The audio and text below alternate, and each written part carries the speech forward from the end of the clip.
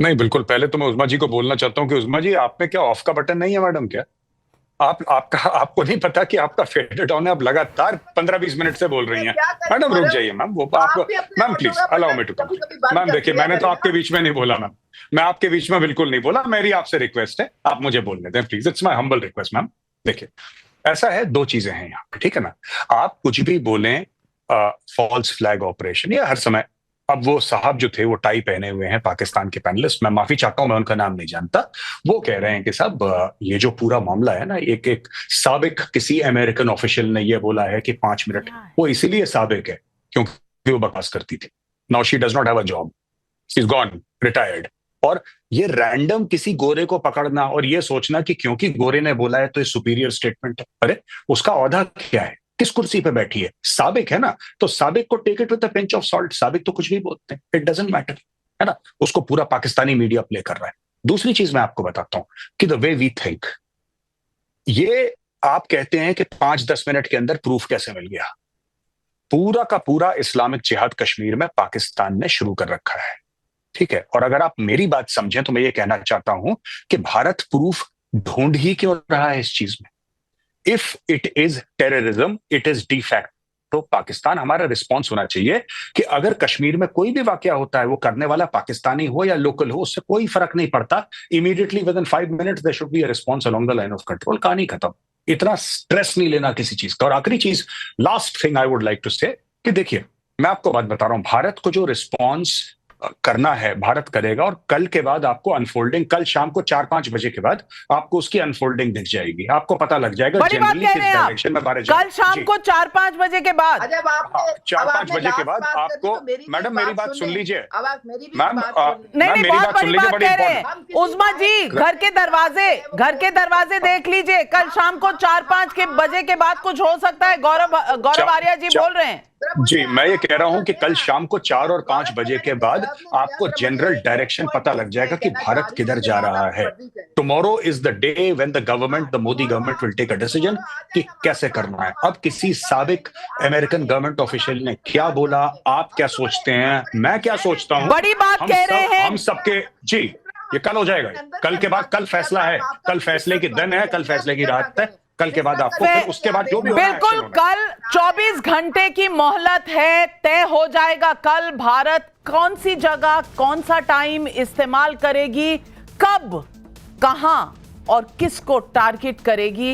ये तय हो चुका है। कल का दिन बड़ा दिन है और पहलगाम का बदला लेने का समय आ गया है। आतंकवादियों को पनाह देता है और फिर किस प्रकार से डिनायल में रहता है। अभी मैडम ने कहा पाकिस्तान की रियलिटी को हमने एक्सेप्ट नहीं किया।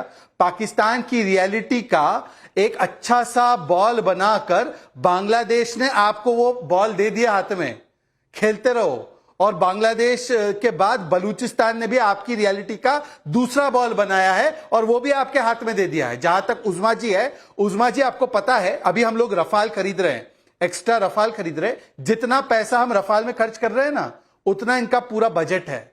हमारा डिफेंस का बजट इनके डिफेंस के बजट से 9 गुना ज्यादा है। और आपको एक और फैक्ट बता देता हूं, आपके दर्शकों को आनंद आएगा। पाकिस्तान की कुल इकोनॉमी है कुछ 35 लाख करोड़। हमारी LIC कंपनी ना, इंश्योरेंस बेचने वाली, करने वाली कंपनी, उसका मार्केट एसेट है 50 लाख करोड़। महाराष्ट्र का खुद का इकोनॉमी का साइज है लगभग 55 लाख करोड़।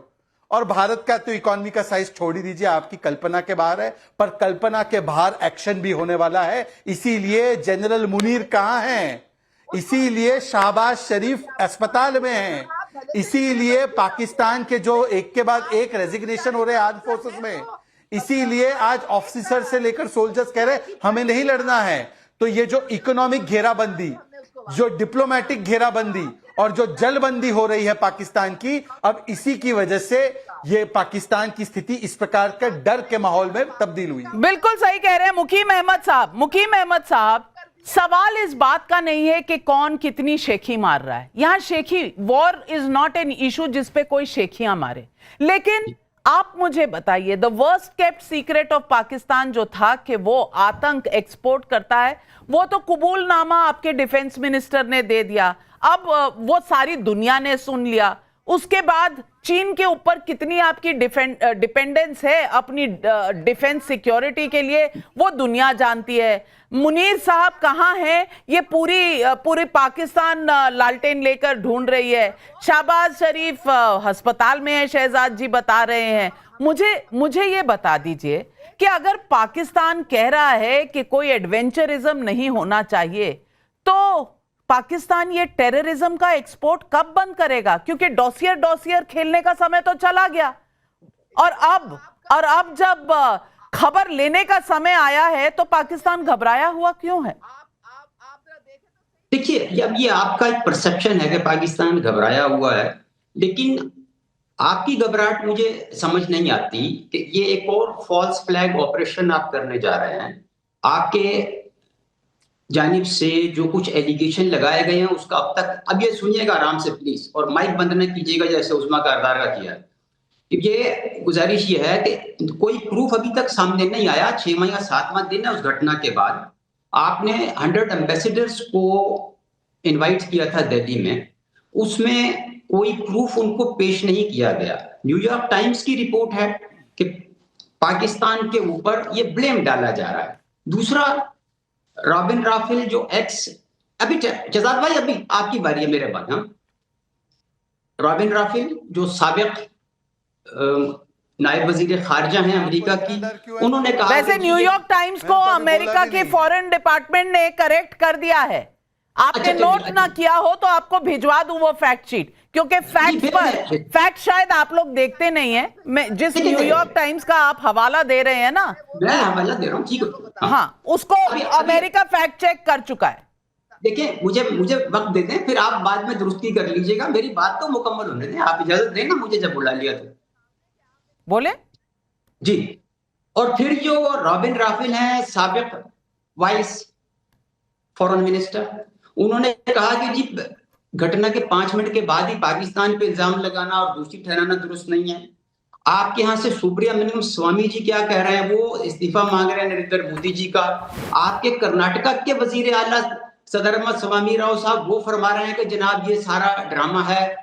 आपके यहाँ से ये आवाजें उठ रही हैं कि ये बिहार का इलेक्शन जीतने के लिए फॉल्स फ्लैग ऑपरेशन आप जिनका नाम ले रहे हैं, नाम तो सही ले लीजिए, लेकिन उनका भारत के पॉलिटिक्स में और डिसीजन मेकिंग में कितना रोल है ये भी आप तय कर लीजिए। अब यूं तो बोलने वाले आपके ट्विटर पर, आपके अखबारों में क्या क्या लिख रहे हैं मैं आपको क्या बताऊं, आप बेहतर जानते हैं। लेकिन गौरव आर्या ये कहते हैं हम नहीं घबराए हुए, भारत घबराया हुआ है, और भारत ने 5 मिनट में बता दिया। भारत को बताना ही था ना, हम तो जानते हैं इनके नक्शे कदम किस तरह के हैं, ये तो हम जानते ही हैं।